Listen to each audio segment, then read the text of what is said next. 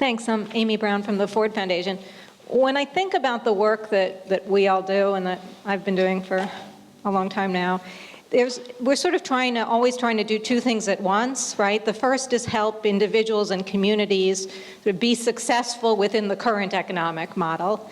And the other is to change the system on top so that they don't have to do that, right? And when I hear the phrase economic democracy, it sort of, I love it, and it feels to me maybe a way to merge those two things.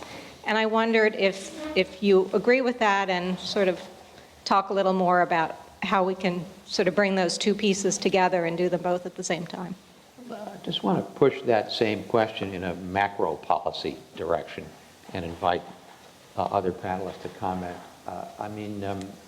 So my institutional memory on this front goes back to the National Bank for Consumer Co-ops, Clinton's embrace of community development financial institutions, the hopes that were invested in pension funds as worker investment capital.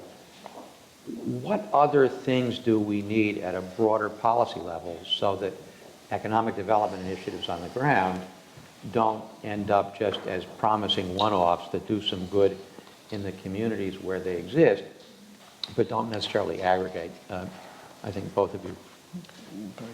Okay. I mean, one thing, actually just touching on the question, the original question, this idea of economic democracy as a term, and this is there might be some use out of this, or usefulness out of this, which is that when you go back into the 19th century and the early 20th century, people used to talk about industrial democracy.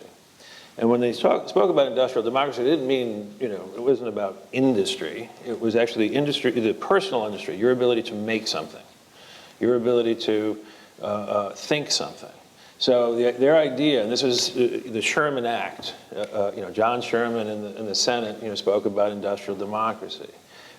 Brandeis spoke repeatedly, for many years about industrial democracy, and their vision was that everyone had a right to come in, and this goes back to Madison. Everyone had a right to use their own labor property in the way they wanted to. That was a right, a complete right. And the monopoly, one of the prime danger of monopoly was that it was taking away from you the right to be a farmer. So, there's, in terms of us thinking about how to label this, there may be some value in that. But then going to what Bob just said, I mean, I think one way to actually sort of link these two realms in which we're speaking is through a vision of maybe perhaps a new federalism, in which we really aim to put power as much out into the community, into the state as possible. And, I'm not saying, this is not a states' rights argument. States do not have rights. States are institutions.